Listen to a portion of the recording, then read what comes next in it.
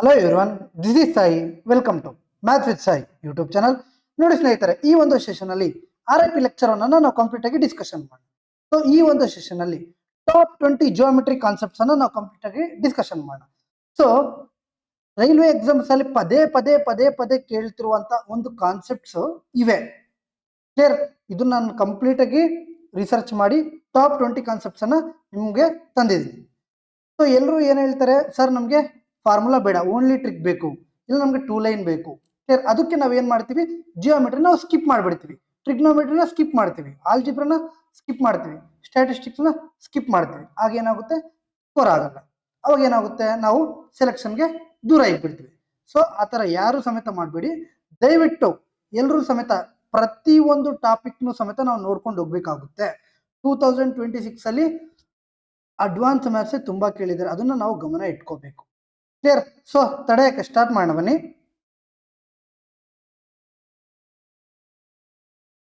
So ಮೊದಲನೇ concept ಬಂದ್ಬಿಟ್ಟು parallel lines and transversal lines, ಸಮಾಂತರ ರೇಖೆಗಳು ಮತ್ತು ಛೇದಕ ರೇಖೆ.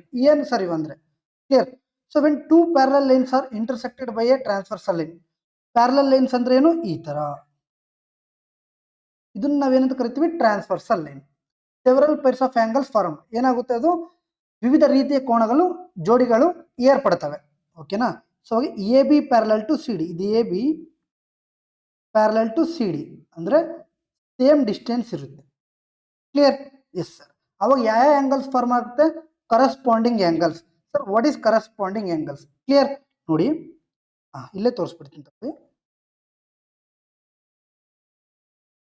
ಸೊ ಇದು 1 2 3 4 5 6 7 8 ಈ ತರ ನಾವು ಏನ್ ಮಾಡಿದ್ವಿ, ಆಂಗಲ್ಸ್ ನೇಮ್ ಕೊಟ್ಟಿದ್ವಿ. ಇದರಲ್ಲಿ ಕರಸ್ಪಾಂಡಿಂಗ್ ಆಂಗಲ್ಸ್ ಅಂದ್ರೆ ಏನು? ಇದಿದೆ ಅಲ್ವಾ, ಇದು and 5, this is called corresponding angles. 2 and 6, that is corresponding angles. 3 7, that is corresponding angles. 4 8, that is corresponding angles. So ಈ ಆಂಗಲ್ ಏನಾಗಿರುತ್ತೆ ಅದೇ ಆಂಗಲ್ 5 ಸಮೇತ ಆಗಿರುತ್ತೆ, ನೆನಪಿಟ್ಕೋಬೇಕು. 2 ಏನಾಗಿರುತ್ತೆ ಅದೇ 6 ಆಗಿರುತ್ತೆ. ಇದನ್ನ ನಾವು ಕರೆಸ್ಪಾಂಡಿಂಗ್ ಆಂಗಲ್ಸ್ ಅಂತ ಕರಿತೀವಿ. ಕ್ಲಿಯರ್? ಮತ್ತೆ ನೋಡಿ, ಕೋ ಇಂಟೀರಿಯರ್ ಆಂಗಲ್ಸ್ ಅಂದ್ರೆ ಈ ಎರಡು ಆಂಗಲ್ಸ್ ಇದೆ ಅಲ್ವಾ. ಫಾರ್ ಎಕ್ಸಾಂಪಲ್ ಇಲ್ಲಿ 4 ಇಲ್ಲಿ 5 ಅನ್ಕೊಳ್ಳಿ. ಸೊ 4 + 5 ಏನಿರಬೇಕು, 180 ಡಿಗ್ರಿ ಆಗುತ್ತೆ. ಅದನ್ನ ನಾವು ಏನಂತ ಕರಿತೀವಿ? ಕೋ ಇಂಟೀರಿಯರ್ ಆಂಗಲ್ಸ್ ಅಂತ ಕರಿತೀವಿ. ಕ್ಲಿಯರ್? ಸೊ ನೆಕ್ಸ್ಟ್ ಬಂದ್ಬಿಟ್ಟು alternate interior angles. So that is ಈ ತರ. ಸೊ ಇದು 3 ಅಂಡ್ ಇದು 5, ಈ ಎರಡು ಆಂಗಲ್ಸ್ ಏನಾಗಿರುತ್ತೆ, ಈಕ್ವಲ್ ಆಗಿರುತ್ತೆ. So vertical opposite angles, alternate angles, ಇವೆಲ್ಲ ಸಮೇತ ನಮ್ಗೆ ಗೊತ್ತಿರಬೇಕು, ಬೇಸಿಕ್ ಗೊತ್ತಿರಬೇಕು. ಇದರಿಂದ ಸಮೇತ ಪ್ರಶ್ನೆಗಳು ಕೇಳ್ತಾರೆ. ಮೊನ್ನೆ ಒಂದು ಪ್ರಶ್ನೆ ಕೇಳಿದ್ರು. ಯಾವ ತರ ಪ್ರಶ್ನೆ ಕೇಳಿದ್ರು ಅಂದ್ರೆ, ನಾನು ನಿಮ್ಗೆ ರಫ್ ಆಗಿ ಬಿಡಿಸ್ತೀನಿ. ಕ್ಲಿಯರ್? ಸೊ ಎರಡು ಪ್ಯಾರಲಲ್ ಲೈನ್ಸ್ ಇದೆ, ಒಂದು ಟ್ರಾನ್ಸ್ವರ್ಸಲ್ ಲೈನ್ ಈ ತರ ಕಟ್ ಆಗುತ್ತೆ. ಕ್ಲಿಯರ್? ಈ ಆಂಗಲ್ 25 ಡಿಗ್ರಿ ಆದ್ರೆ ಈ ಆಂಗಲ್ನ ಕೇಳಿದ್ರು. ಕ್ಲಿಯರ್? ಸೊ ಈ ಆಂಗಲ್ 25 ಡಿಗ್ರಿ ಆದ್ರೆ ಇದು ಆಂಗಲ್ 1 ಅನ್ಕೊಳ್ಳಿ, ಇದು ಆಂಗಲ್ 5 ಅನ್ಕೊಳ್ಳಿ. So angle 1 is equal to angle ಏನು, 5. ಸೊ ಇದು ಸಮೇತ 25 ಡಿಗ್ರಿ ಆಗುತ್ತೆ. ಹಾಗಾದ್ರೆ ಈ ಆಂಗಲ್ ಏನಾಗುತ್ತೆ, ಈ ಆಂಗಲ್ ಏನಾಗುತ್ತೆ ಅಂತ ನಮಗೆ ಗೊತ್ತಾಗಬೇಕು ಅಂದ್ರೆ ನಮ್ಗೆ ಏನ್ ಗೊತ್ತಾಗಬೇಕು, ಸ್ಟ್ರೈಟ್ ಲೈನ್ ಎಷ್ಟು ಡಿಗ್ರಿ ಇದೆ ಅನ್ನೋದು ಗೊತ್ತಾಗಬೇಕು. ಸೊ ಸ್ಟ್ರೈಟ್ ಲೈನ್ ಎಷ್ಟು ಡಿಗ್ರಿ ಇರುತ್ತೆ? ಸ್ಟ್ರೈಟ್ ಲೈನ್ ಆಲ್ವೇಸ್ 180 ಡಿಗ್ರಿ ಆಗಿರುತ್ತೆ. ಇನ್ನು ಅರ್ಧ ಕಟ್ ಮಾಡಿದ್ವಿ ಅನ್ಕೊಳ್ಳಿ, ಇದು 25 ಡಿಗ್ರಿ ಆದ್ರೆ ಇದು ಉಳಿದಿರೋದು 180 ಅಲ್ಲಿ 25 ಡಿಗ್ರಿ ಹೋದ್ರೆ ಎಷ್ಟು, ದಟ್ ಈಸ್ 155 ಡಿಗ್ರಿ. ಇದನ್ನ ಸಮೇತ ನಾನು ನೆನ್ಪಿಟ್ಕೋಬೇಕು. ಇದರಿಂದ ಸ್ವಲ್ಪ ಈಸಿ ಕ್ವಶನ್ಸ್ ಕೇಳ್ತಾರೆ. ಕ್ಲಿಯರ್? ಸೊ ಈ ಒಂದು PDF ಟೆಲಿಗ್ರಾಮ್ ಚಾನಲ್ ಅಲ್ಲಿ ಸಮೇತ ಹಾಕ್ತೀನಿ, ಬಿಕಾಸ್ ತುಂಬಾ ಅಂದ್ರೆ ತುಂಬಾ ಇಂಪಾರ್ಟೆಂಟ್. ಓಕೆನಾ? ಸೊ ಎಲ್ಲರೂ ಸಮೇತ ಡಿಸ್ಕ್ರಿಪ್ಷನ್ ಲಿಂಕ್ ಕೊಟ್ಟಿರ್ತೀನಿ, ಅಲ್ಲಿ ಜಾಯಿನ್ ಆಗಿ ಹಾಗೂ ಡೌನ್ಲೋಡ್ ಮಾಡ್ಕೊಂಡು ಆರಾಮಾಗಿ ಪ್ರಾಕ್ಟೀಸ್ ಮಾಡ್ಕೊಳ್ಳಿ ರಫ್ ಆಗಿ. ಓಕೆನಾ? ಸೊ ಇಷ್ಟು ನಮಗೆ ಲೈನ್ಸ್. ಕ್ಲಿಯರ್? ವರ್ಟಿಕಲ್ ಆಪೋಸಿಟ್, ಇದು ಆಲ್ಟರ್ನೇಟಿವ್, ಝೆಡ್ ಫಾರ್ಮ್ ಅಲ್ಲಿ ಇರುತ್ತೆ. ಕ್ಲಿಯರ್? ಇವೆಲ್ಲ ಸಮೇತ ಬೇಸಿಕ್ ಗೊತ್ತಿರಬೇಕು. ಕ್ಲಿಯರ್? ಸೊ ಫಾರ್ ಎಕ್ಸಾಂಪಲ್ ಈ ತರ ಇದೆ ಅನ್ಕೊಳ್ಳಿ, ಈ ಟೋಟಲ್ ಆಂಗಲ್ ಎಷ್ಟಾಗುತ್ತೆ, 360 ಆಗುತ್ತೆ. ಇದು ಸಮೇತ ನೆನ್ಪಿಟ್ಕೋಬೇಕು. ಇದು 25 ಆಯ್ತು, ಇದೇನಾಯ್ತು 155 ಆಯ್ತು. ಹಾಗಾದ್ರೆ ಇದೇನಾಗುತ್ತೆ, ಇದೆಲ್ಲ ಸಮೇತ ಪ್ರಶ್ನೆ ಇರ್ತಾರೆ, ನಾವು ನೆನ್ಪಿಟ್ಕೊಂಡು ಮಾಡ್ಬೇಕಾಗುತ್ತೆ. ಕ್ಲಿಯರ್? ಸೊ ನಾನು ಫಸ್ಟ್ ಆಫ್ ಆಲ್ ನಿಮ್ಗೆ ಇದನ್ನ ಜಿಯೋಮೆಟ್ರಿ ಕಂಪ್ಲೀಟ್ ಆಗಿ ಮಾಡ್ಬೇಕಂದ್ರೆ 30 ಅವರ್ಸ್ ಸಮೇತ ಸಾಲ್ ಆಗುತ್ತೆ. ಆದ್ರೆ ನಮ್ಗೆ ಎಕ್ಸಾಮ್ ಪಾಯಿಂಟ್ ಆಫ್ ವ್ಯೂ ಅಲ್ಲಿ ರೈಲ್ವೆ ಎಕ್ಸಾಮ್ಸ್ ಅಲ್ಲಿ ಕೇಳ್ತಿರೋ ಪ್ರಶ್ನೆಗಳು ಕೇವಲ ಒಂದು 9 to 10 ಅವರ್ಸ್ ಅಲ್ಲಿ ಡೆಪ್ತ್ ಆಗಿ ಮಾಡಿಬಿಡ್ಬೋದು. ಕ್ಲಿಯರಾ? ಸೊ ಅದನ್ನ ಸಮೇತ ನಾವು ಮುಂದೆ ಮಾಡೋಣ. ನಾನು ನಿಮ್ಗೆ ಹೇಳೋದಿಷ್ಟೇ, ಫಸ್ಟ್ ನಾವು ಜಿಯೋಮೆಟ್ರಿ ಕ್ವಶನ್ಸ್ ನ ಅಟೆಂಡ್ ಮಾಡ್ಬೇಕಂದ್ರೆ ಸರ್ಕಲ್ ನ ಕಂಪ್ಲೀಟ್ ಆಗಿ ನೋಡ್ಕೊಳ್ಳಿ. ಸರ್ಕಲ್ಸ್ ಇಂದ ಪ್ರಶ್ನೆಗಳು ಬರ್ತಾನೇ ಇರ್ತವೆ. DCT, TCT, ಓಕೆನಾ, ಸಿಕೆಂಟ್ ಥಿಯರಮ್, ಕಾರ್ಡ್ಸ್ ಪ್ರತಿಯೊಂದು ಸಮೇತ ಬರ್ತಾನೆ ಇರ್ತವೆ. ಅದನ್ನು ನಾವು ನೋಡ್ಕೊಂಡು ಹೋಗ್ಬೇಕಾಗುತ್ತೆ. ಕ್ಲಿಯರ್? ನೆಕ್ಸ್ಟ್ ಬಂದ್ಬಿಟ್ಟು ನಮಗೆ inradius of triangle. Next concept ಏನು? Inradius of triangle. Sir what is inradius of triangle? Sir ನಮ್ಗೆ ಇದೇನು ಅರ್ಥ ಆಗ್ತಿಲ್ವಲ್ಲ ನೋಡಿ. ಈಗ ಸದ್ಯಕ್ಕೆ ಜಾಸ್ತಿ ಡೆಪ್ತ್ ಆಗಿ ಹೋಗ್ಬೇಡಿ. ನಾನು ನಿಮಗೆ ಡಯಾಗ್ರಾಮ್ಸ್ ಮುಖಾಂತರ ಹಿಂಗೆ ಬಂದ್ರೆ ಈ ಡಯಾಗ್ರಾಮ್ಸ್ ಮುಖಾಂತರ ಇದು ಕೇಳಿದ್ರೆ ಇಷ್ಟು ಸೊಲ್ಯೂಷನ್, ಇಷ್ಟು ಕೇಳಿದ್ರೆ ಇಷ್ಟು ಸೊಲ್ಯೂಷನ್, ಈ ತರ ಮಾತ್ರ ನಿಮ್ಗೆ ಹೇಳ್ತೀನಿ. ಓಕೆನಾ? ಮುಂದೆ ಕಂಪ್ಲೀಟ್ ಆಗಿ ಡೀಟೇಲ್ಡ್ ಆಗಿ ನಿಮಗೆ 10 to 11 hours ಅಲ್ಲಿ ಜಿಯೋಮೆಟ್ರಿ ಸಮೇತ ಸಿಗುತ್ತೆ, ತೊಂದರೆ ಇಲ್ಲ. ಓಕೆನಾ? ಸ್ವಲ್ಪ ನನಗೆ ಟೈಮ್ ಕೊಡಿ, ಎಲ್ಲಾ ಟಾಪಿಕ್ಸ್ ಸಮೇತ ನಿಮ್ಮ ಒಂದು ಕಣ್ಮುಂದೆ ಇರುತ್ತೆ ಡೀಟೇಲ್ಡ್ ಆಗಿ. ಓಕೆನಾ? ಸೊ ಇನ್ ರೇಡಿಯಸ್ ಅಂದ್ರೆ, inradius is the radius of incircle. ಇದು the largest circle that fits inside the triangle and touches all 3 sides. ಓಕೆನಾ? ಒಂದು ಟ್ರಯಾಂಗಲ್ ಇದೆ, ಫಿಟ್ ಆಗಿರುತ್ತೆ. ಕ್ಲಿಯರ್? ಸೊ ಎಲ್ಲಾನು ಏನಾಗಿರುತ್ತೆ? ಟಚ್ ಆಗಿರಬೇಕು. ಓಕೆನಾ? ಸೊ ಫಾರ್ಮುಲಾ ಏನಾಗುತ್ತೆ?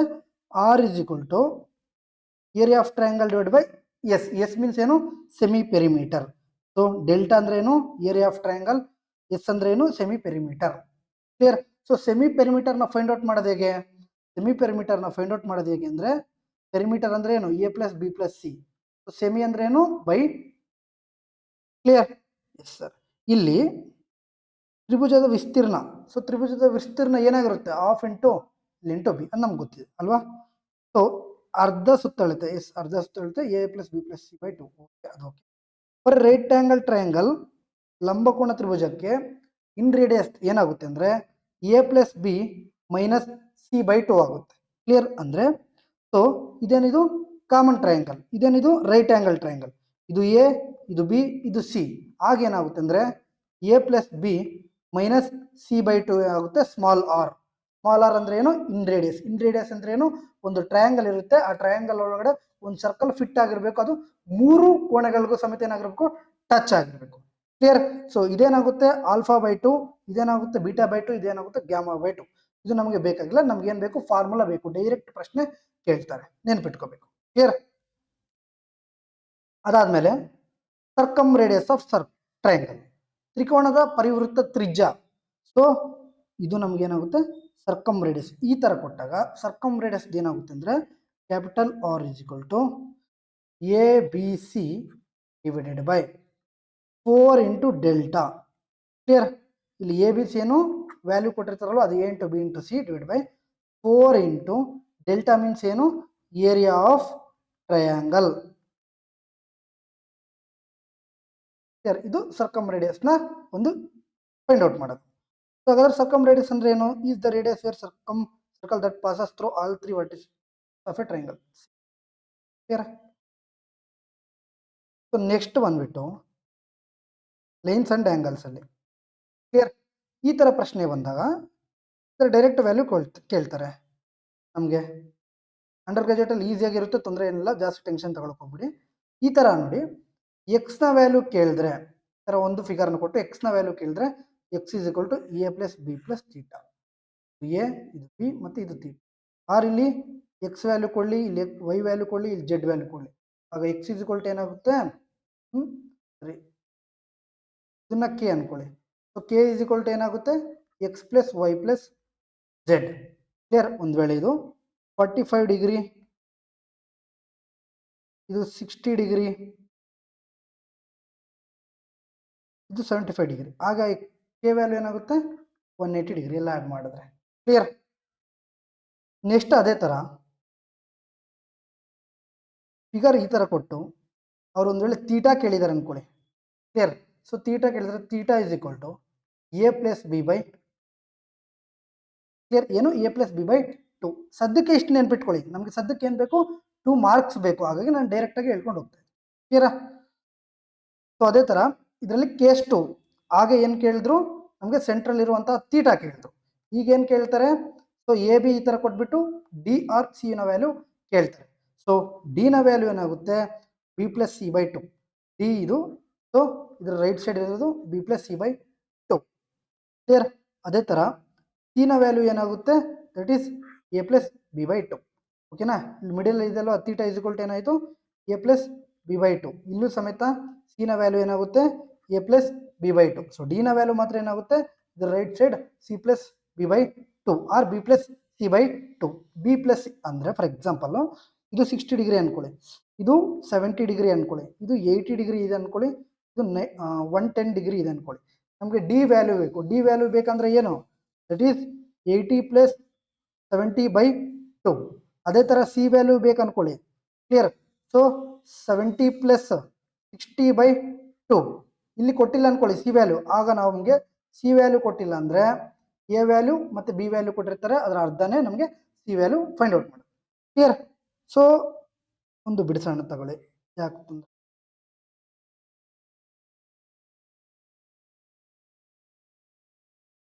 ಇಲ್ಲಿ 70, ಇಲ್ಲಿ 60, ಇದು ಡಿ ಮತ್ತು ಇದು ಸಿ. ಸಿ ಬೇಕು ನಮಗೆ. ಸಿ ಬೇಕಂದ್ರೆ 70 + 60/2 ದಟ್ ಈಸ್ 65 ಆಯಿತು, ರೈಟ್? Yes sir. ನಮಗೆ ಡಿ ಬೇಕು. ಡಿ ಬೇಕಂದ್ರೆ ಸಿ ವ್ಯಾಲ್ಯೂ ಬಂತು 65.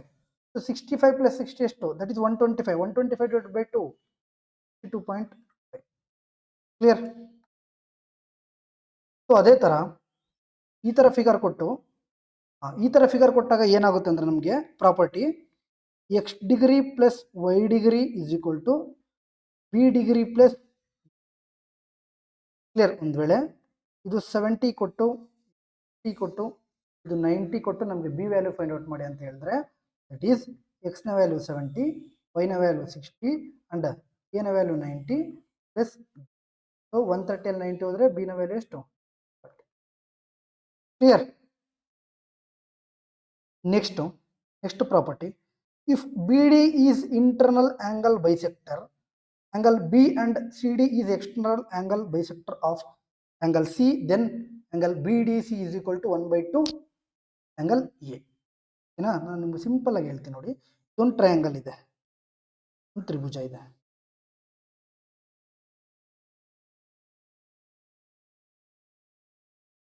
ಇದು ಒಂದು ತ್ರಿಭುಜ ಇದೆ ABC. ಕ್ಲಿಯರ್. ABC ಇದೆ. BD is an internal angle bisector. BD ಏನು? Internal angle bisector. ಬೈಸೆಕ್ಟರ್ ಅಂದ್ರೆ ಅರ್ಧಕ್ಕೆ ಬರುತ್ತೆ, ಒಂದು ಕಾಟ್ ಆಗುತ್ತೆ. ಕ್ಲಿಯರ್. ಅಂಡ್ CD ಇಲ್ಲಿವರೆಗೂ ಇದು ಕಾಟ್ ಆಗುತ್ತೆ ಅನ್ಕೊಳ್ಳಿ. CD then external angle bisector of angle C. So external ಆಚೆ. ಸೊ ಇವೆರಡೂ ಏನಾಗುತ್ತೆ ನಮಗೆ ಕಂಬೈಂಡ್ ಆಗುತ್ತೆ. ಆಗ ಏನು ಫಾರ್ಮ್ ಆಗುತ್ತೆ? BDC ಅನ್ನೋ ಒಂದು ಟ್ರಯಾಂಗಲ್ ಫಾರ್ಮ್ ಆಗುತ್ತೆ. ಕ್ಲಿಯರ್. ಏನಾಗುತ್ತೆ? ಆಂಗಲ್ BDC ಅನ್ನೋ ಒಂದು ಟ್ರಯಾಂಗಲ್ ಫಾರ್ಮ್ ಆಗುತ್ತೆ. ಅದನ್ನ ಫೈಂಡ್ ಔಟ್ ಮಾಡ್ಬೇಕಂದ್ರೆ ನಮಗೇನು of A R angle A/2. ಒಂದು ವೇಳೆ ಇದು 30 ಡಿಗ್ರಿ ಇದ್ರೆ ಇದೇನಾಗುತ್ತೆ 15 ಡಿಗ್ರಿ ಆಗುತ್ತೆ. ಕ್ಲಿಯರ್. ಒಂದು ವೇಳೆ ಇದು 60 ಡಿಗ್ರಿ ಇದ್ರೆ ಇದೇನಾಗುತ್ತೆ 30 ಡಿಗ್ರಿ ಆಗುತ್ತೆ. ಒಂದು ವೇಳೆ ಇದೇ 45 ಡಿಗ್ರಿ ಕೊಟ್ಟು ಇದನ್ನ ಕೇಳಿದ್ರೆ ಏನಾಗುತ್ತೆ 90 ಡಿಗ್ರಿ ಆಗುತ್ತೆ. ಇದನ್ನ ನಾವು ನೆನ್ಪಿಟ್ಕೋಬೇಕು. ಇದು ಯಾವಾಗ ಅಂದ್ರೆ ಬೇಸ್ ಸೇಮ್ ಇರಬೇಕು. ಈ ಟ್ರಯಾಂಗಲ್ಗೂ ಬೇಸ್ ಸೇಮು, ಈ ಟ್ರಯಾಂಗಲ್ಗೂ ಬೇಸ್ ಸೇಮ್. ರೈಟ್?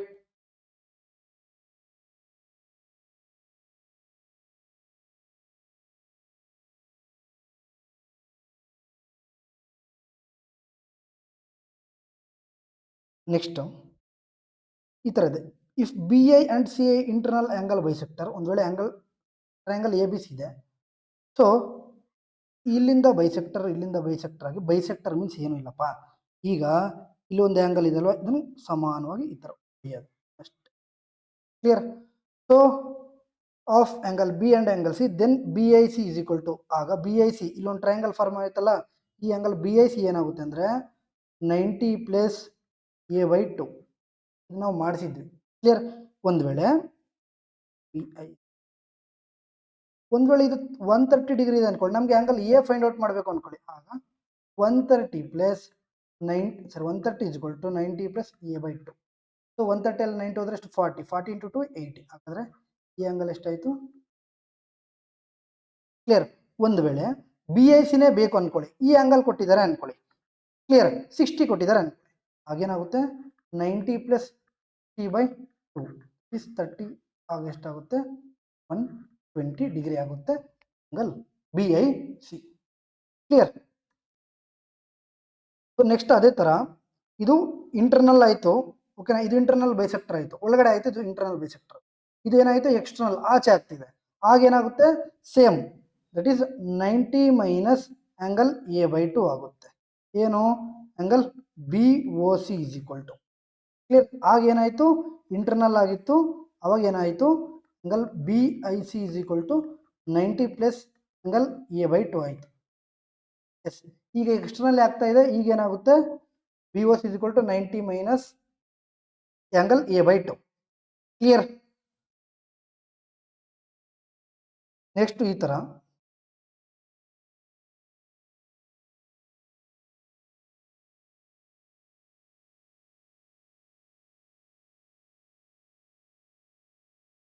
ಸೊ ಈ ಥರ ಒಂದು ಪರ್ಪೆಂಡಿಕ್ಯುಲರ್ ಲೈನ್ ಇದೆ.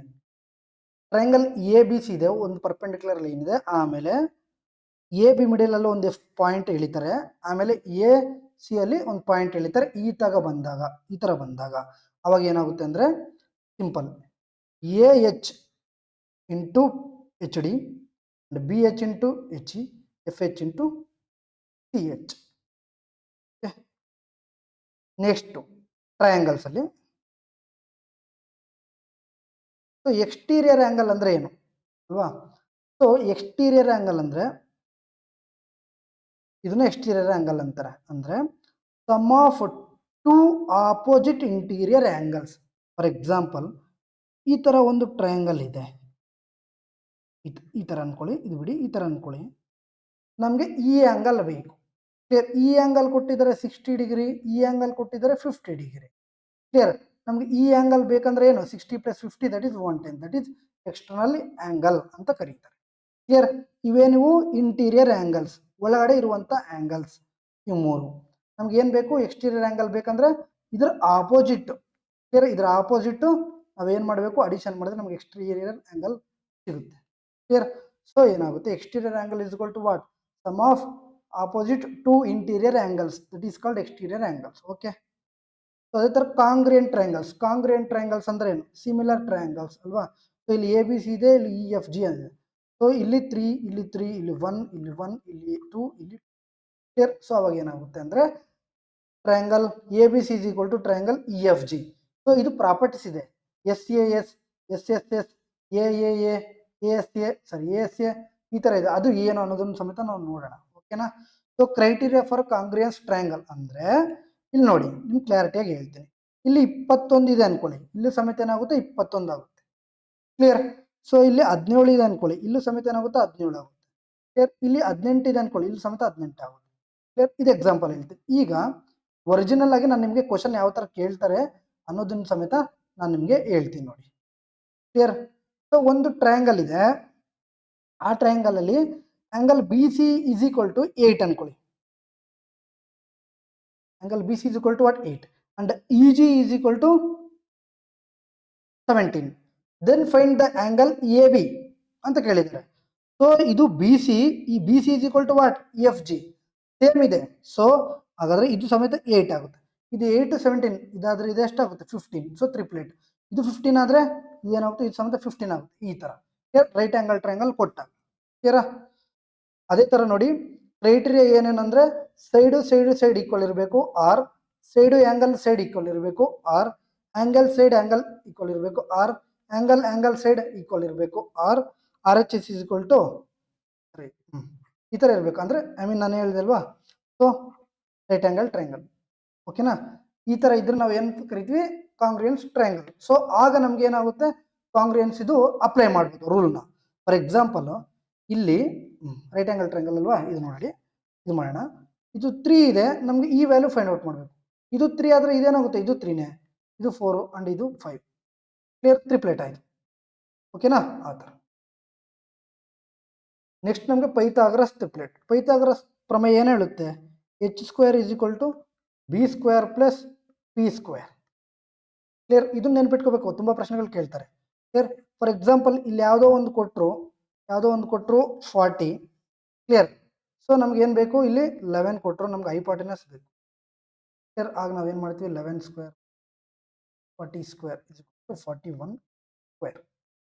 ಸಾರಿ 60 is 61 61² 60. ಕ್ಲಿಯರಾ? ಸೊ ಅದಕ್ಕೆ ನಾನು ಪೈಥಾಗರಸ್ ಟ್ರಿಪ್ಲೆಟ್ಸ್‌ನ ಸಮೇತ ನೀವು ಬಯಾಟ್ ಮಾಡಬೇಕಾಗುತ್ತೆ. ಪೈಥಾಗರಸ್ ಟ್ರಿಪ್ಲೆಟ್ಸ್ ಯಾವು 3, 4, 5, 5, 12, 13, 7, 24, 25, 8, 15, 17, 9, 40, 41, 11, 60, 61 ಇದನ್ನ ಸಮೇತ ನಾನು ನಿಮಗೆ ಚಾರ್ಟ್ ಕೊಟ್ಬಿಡ್ತೇನೆ. ಕ್ಲಿಯರಾ? So next midpoint theorem. What is midpoint theorem? The midpoint theorem states that in a triangle, the line segment joining the midpoints of two lengths, if in triangle ABCDE are in the midpoints of, ನಾನು direct ಆಗಿ ಹೇಳ್ತೀನಿ ತಗೊಳ್ಳಿ, ಈ value ಕೇಳಿದಾರೆ ಅನ್ಕೊಳ್ಳಿ, ಇದರ ಅರ್ಥ ಅಷ್ಟೇ ಹತ್ತಿದ್ರೆ ಇದೇನಾಗುತ್ತೆ, ಬ್ರಿಟಿಷ್ ಥಿಯರಮ್. ಇದೇನಿದು ಬ್ರಿಟಿಷ್ ಥಿಯರಮ್. ಕ್ಲಿಯರಾ? ಸೊ ಬ್ರಿಟಿಷ್ ಥಿಯರಮ್ ಏನು ಹೇಳುತ್ತೆ ಅಂದ್ರೆ ಈ ತರ ಒಂದು ಡಯಾಗ್ರಾಮ್ ಕೊಟ್ಟಾಗ ನಮಗೆ BP² plus PD² equal to AP² plus PC². ಇದು ಬ್ರಿಟಿಷ್ ಥಿಯರಮ್. ಇದನ್ನು ನೆನ್ಪಿಟ್ಕೋಬೇಕು. ಇದರಲ್ಲಿ ಸಮೇತ ತುಂಬಾ ಪ್ರಶ್ನೆಗಳು ಡೈರೆಕ್ಟ್ ಆಗಿ ಕೇಳ್ತಾರೆ. ಕ್ಲಿಯರಾ? ಸೊ ನೆಕ್ಸ್ಟ್ ಬಂದ್ಬಿಟ್ಟು ನಮಗೇನು ಸರ್ಕಲ್ದು. Circle very very important. Area and circumference of circle ಏನು? ಏರಿಯಾ ಏನು ನಮಗೆ πr², ಸರ್ಕಂಫರೆನ್ಸ್ ಏನು 2πr. ಕ್ಲಿಯರ್? ಅದೇ ತರ ಆರ್ಕ್ ಲೆಂತ್ ಏನು θ/360 ಇಂಟು 2πr. ಇದು ಲೆಂತ್. ಏರಿಯಾ ಬೇಕಂದ್ರೆ θ/360 into πr². Area of segment of circle ಏನು θ/360 ಇಂಟು πr². ಕ್ಲಿಯರಾ? ಸೊ ಇಷ್ಟು ಇಂಪಾರ್ಟೆಂಟು. ಇದು ಮತ್ತೆ ಇದು important. Angle subtended by an arc at the circumference is half of the angle subtended at the centre. ಒಂದು ವೇಳೆ ಈ ತರ ಡಯಾಗ್ರಾಮ್ ಕೊಟ್ಟು ನಿಮಗೆ ಇದು 50 ಕೊಟ್ಟಿದ್ದಾರೆ ಅನ್ಕೊಳ್ಳಿ, ಈ ಆಂಗಲ್ ಏನಾಗುತ್ತೆ ಡಬಲ್ ಆಗುತ್ತೆ. That is clear? Next tangent secant theorem. Tangent secant theorem ಏನು ಹೇಳುತ್ತೆ? AB into BC is equal to AD into DE ಹೇಳುತ್ತೆ. ಒಂದು ವೇಳೆ ಇದು 2 ಅನ್ಕೊಳ್ಳಿ, ಇದು 4 ಅನ್ಕೊಳ್ಳಿ, 3 ಅನ್ಕೊಳ್ಳಿ, ಇದು 7, ಆಗ ಎಷ್ಟಾಗುತ್ತೆ? 2 ಇಂಟು 2 ಪ್ಲಸ್ 4 ಎಷ್ಟು 6 is equal to 3 into 3 plus 7 ಎಷ್ಟು 10. ಕ್ಲಿಯರಾ? ಅದೇ ಥರ ಎಕ್ಸ್ಟರ್ನಲ್ ಟಚ್ ಒಂದು ಇಂಟರ್ನಲ್ ಟಚ್ ಆದರೆ is AB² is equal to AC into AD ಆಗುತ್ತೆ. ಕ್ಲಿಯರ್? ಅದೇ ಥರ ಎರಡೂ ಇಂಟರ್ನಲ್ ಆದರೆ ಏನು AE into EB and DE into EC. Clear? So ನಾವು CGL ಎಕ್ಸಾಮ್ ಬರೀತಲ್ಲ, CGL ಎಕ್ಸಾಮ್ ಆದರೆ ಫುಲ್ ಡೆಪ್ತ್ ಆಗಿ ನೋಡ್ಕೊಂಡು ಹೋಗ್ಬೇಕಾಗುತ್ತೆ. ಸೊ ನಮಗೆ ಡೈರೆಕ್ಟ್ ಟು ಡೈರೆಕ್ಟ್ ಕ್ವಶನ್ಸ್ ಬರುತ್ತೆ, ನೀವು ತಲೆನೇ ಕೆಡಿಸ್ಕೊಳ್ಳಿ. ಸೊ ಈ ಥರ ಕೊಟ್ಟು ಸೊ ಆಲ್ಫಾ ಪ್ಲಸ್ ಬೀಟಾ ಕೇಳಿದ್ರೆ ಏನು 90 ಡಿಗ್ರಿ ಅಂಡ್ ಕಾಂಪ್ಲಿಮೆಂಟರಿ ಆ್ಯಂಗಲ್ಸ್ದು ಹೇಳ್ತೀನಿ ನೋಡಿ. ಕಾಂಪ್ಲಿಮೆಂಟರಿ ಆ್ಯಂಗಲ್ಸ್ದು ಒಂದೊಂದ್ಸಲ ಕೇಳ್ತಾ ಇರ್ತಾರೆ, ಇನ್ನೂ ಬರೀತೀನಿ ನೋಡಿ.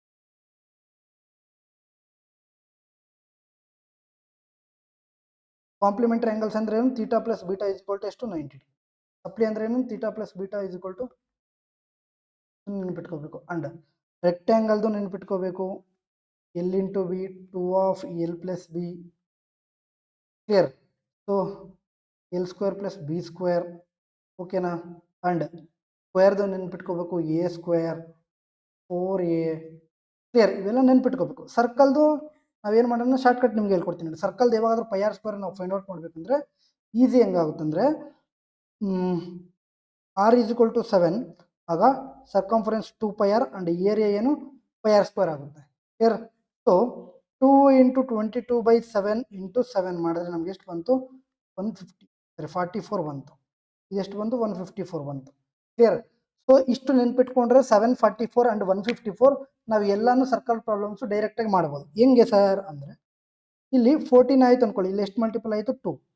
ಸೊ ಇಲ್ಲೂ ಮಲ್ಟಿಪಲ್ ಮಾಡಿದ್ರೆ ಎಷ್ಟು? 2 ಮಲ್ಟಿಪಲ್ ಮಾಡಿದ್ರೆ 8. ಬಟ್ ಇಲ್ಲಿ ಏನು ಮಾಡಬೇಕು? R² ಇದೆ ಅಂದರೆ 2² ಮಾಡಬೇಕು, ಅಂದರೆ 4. ಸೊ 154 ಇಂಟು 4 ಎಷ್ಟು? 616. ಅದೇ ಥರ ಅರ್ಧ ಮಾಡಿದ್ವಿ ಅನ್ಕೊಳ್ಳಿ, ಅರ್ಧ ಅಂದರೆ ಎಷ್ಟು? 3.5. ಇದರ ಅರ್ಧ ಮಾಡಿದ್ವಿ. ಇದನ್ನು ಅರ್ಧ ಮಾಡಿದ್ವಿ ಅನ್ಕೊಳ್ಳಿ, ಎಷ್ಟಾಯಿತು? 22. ಈ ಥರ. ಓಕೆನಾ? ಅದಾದ್ಮೇಲೆ ನಮಗೆ DCT very very important. DCT formula ಏನು? √D² minus R minus R whole square. ಅದೇ ಥರ TCTದು R plus R whole square. ಅದೇ ಥರ ಸರ್ಕಲ್ ಟಚಿಂಗ್ ಎಕ್ಸ್ಟರ್ನಲ್ಲಿ ಇದು ಇಂಪಾರ್ಟೆಂಟು. ಸರ್ಕಲ್ ಟಚಿಂಗ್ ಎಕ್ಸ್ಟರ್ನಲ್ಲಿ ಇದು important, 2√R R. Clear? So ಇಷ್ಟೆಲ್ಲ ಫಾರ್ಮುಲಾಸ್ ನೆನ್ಪಿಟ್ಕೊಂಡ್ರೆ ಸಾಕು, 2 ಕ್ವಶನ್ಸ್ ಈಸಿಯಾಗಿ ಬಂದ್ಬಿಡುತ್ತೆ. ಇದರಲ್ಲಿ ಪ್ರಾಪರ್ಟೀಸ್ ಇದೆಯಲ್ಲ ವೆರಿ ವೆರಿ ಇಂಪಾರ್ಟೆಂಟ್, ಅದರಿಂದ ಬರುತ್ತೆ. ಹಾಗೂ ಮೆನ್ಸುರೇಷನ್ದು ಸಮೇತ ಚಾರ್ಟ್ ರೆಡಿ ಮಾಡೋಣ. ಕ್ಲಿಯರ್? ಸೊ ಇಷ್ಟು ನೋಡ್ಕೊಂಡು ಹೋಗಿ, ಮರಿಬೇಡಿ.